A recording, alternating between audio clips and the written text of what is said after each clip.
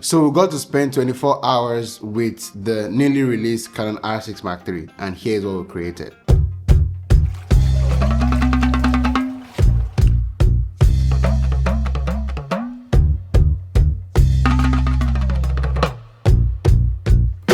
If you've not seen the full film, check it out on our YouTube page, and then you can come back and watch this breakdown.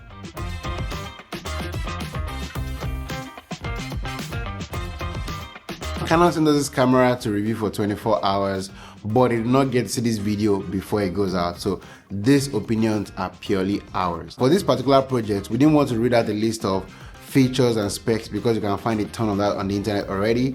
We wanted to shoot a real project, so that's why we decided to go with this Adire documentary that we've been thinking of creating for the longest time. Once this camera arrived, it felt like the best time to make that happen. So we went to Ogun State, Abeokuta specifically, and we shot this beautiful piece. One of the big features in the R6 III is the inclusion of C-Log 2. So this entire project was shot on C-Log 2. It's graded so nicely. The log files are a lot flatter than C-Log 3. Of course, most of Canon's recent cameras shoot 10-bit, so there was a ton of resolution to play with to push and pull your color. So the mix of 10-bit and C-Log 2 was a match made in heaven for this project. So one of the biggest selling points of the R6 III is the fact that it contains a lot of the features and resolutions that you can find on the T50, but in a more hybrid style body from Canon. And that was one of the things that was really paramount to us in this project. So we are getting some shots of the process of making the Adire. The main thing we want to test today is the 7K open gate, which goes only up to 30 frames per second. Also, because we are using V90 card SanDisk Extreme Pro, the maximum we can go is raw light up to 7K 60 frames. If you want to get the maximum 7K raw at 60 frames per second, you need to get a CF Express card. So for this particular purpose, because 7K open gate is really important to me, we are going to be substituting that with 7K open gate 30 frames per second at long up compression, and that works flawlessly on the SD card. With our 128GB SD card that is empty, we are getting about 32 minutes of record time. We couldn't shoot 4K open gate because there was no open gate option available for 4K. When you're shooting open gate, you only are able to shoot 7K, which is a full sensor, so you're getting the full sensor readout. And in case you don't know what the big deal about open gate is basically when you're looking at your LCD screen or when you're recording, there is always a black bar at the top and at the bottom that crops your frame into 16:9, right? And you're losing that top and bottom resolution. However, with open gate, you're using the entire full width of the sensor, which is the reason why I believe the R6 III shoots only 7K in open gate. So it's using the entire top and bottom. Literally, when you're switching between 4K 16:9 and 7K open gate, you can literally see the black bars disappear on the LCD screen. It gladdens my heart to know that when you are recording, either in open gate or in 4K, which are the modes I'm testing, you can leave your force color on so you can get accurate exposure for every single frame. In terms of battery life, it did fantastic. We were shooting with the LPE6P, which is the new battery that started coming out with the Canon R5 Mark II. We were shooting with that battery, and that battery didn't die until after about 2 hours. If you have about 3 or 4 of this, you are going to be able to go a full day. So battery life on this, I was really impressed.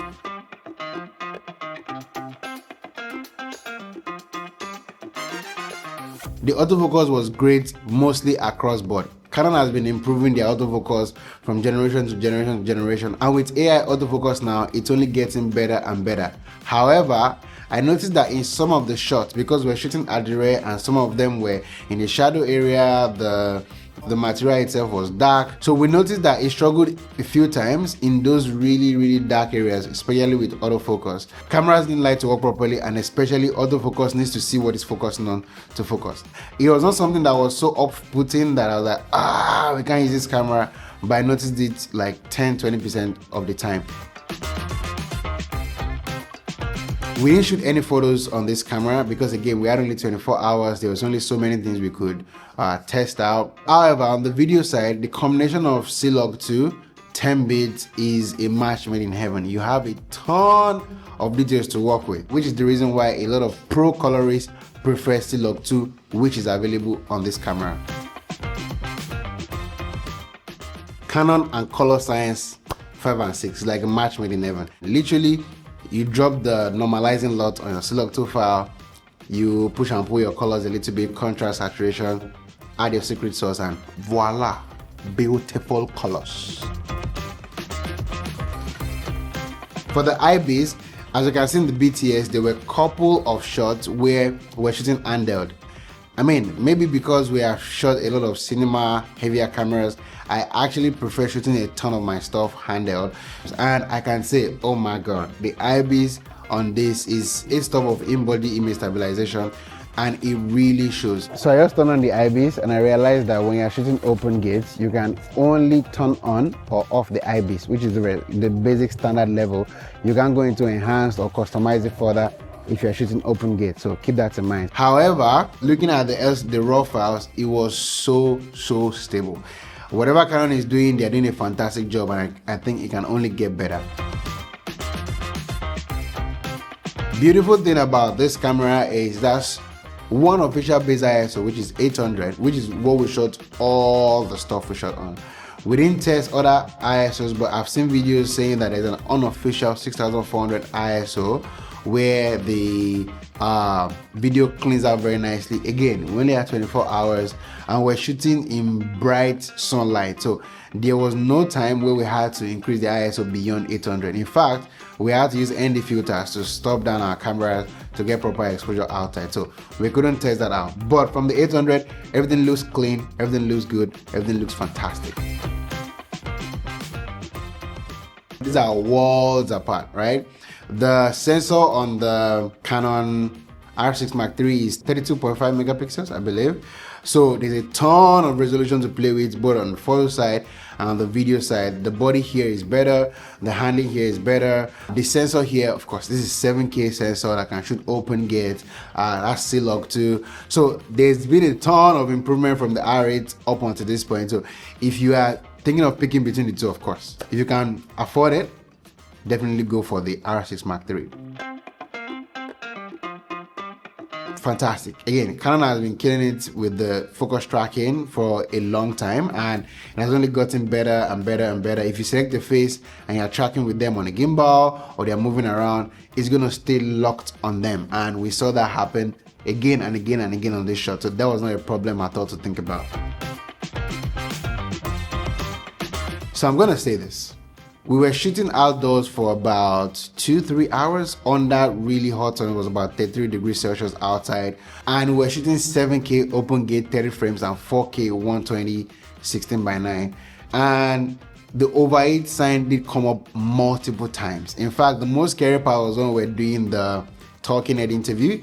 It was about 7 minutes plus interview setup. I could see our setup for the camera not to overheat or anything funny not to happen. We were covering ourselves to create like a shade for the camera so that we're going to avoid the overheating. But in that 7-minute take, the overheating indicator went from 0 to about 7 bars out of 10, but it didn't shut off. And when we were shooting the 4K files, 4K 120 under the sun, we also saw the overheating indicator come up, sometimes up to 3 bars, 4 bars, 5 bars. But at no point did the camera shut off, because we'll get our clip, turn off the camera, get our clip, turn off the camera, and that was the experience using it. Now, we did not test 4K 30, 4K 24, or 4K 60 at all, which I believe might have fared better, because again, we only had 24 hours and I was really interested in the 7K open gate. This is a fantastic photographic camera, of course. Canon has been killing it for a long time, and this is no exception. 30 plus megapixels is going to be fantastic for all your photo needs. And in terms of video, I think it's great, right? If you are purely, of course, a video person first, then I think C50 is going to serve you better. It has a cooling fan. You have no fear about overheating. It's not going to happen. It's going to be a fan inside. You're just going to be fine and record to your art content. 7K, raw, open gate, anything you want, 4K 120. Canon has got it for you. But if you are more of a hybrid shooter, then that's where you want to see the R6 Mark III, right? It's great for photos. The ultra works with triggers, and that's why the C50 is not very geared towards photographers, because the ultra doesn't work exactly well with, you know, wireless triggers. So when you're shooting photos, you might have a limitation there. So if you're an hybrid shooter, you want to go towards the R6 Mark III. It's a very fantastic camera. It's a good workhorse, and it's going to give you a ton of options to choose from in terms of resolution, in terms of codec choices, in terms of bit depth, in terms of log profiles. It's a really well-rounded camera. Anyways, that is our review of the R6 Mark III. Hope you watch our short film that I created with it. Beautiful film. Thank you, Canon, for sending this camera out to us. We had a wonderful time playing with it. We loved it. And till we see you in the next video, have a good one.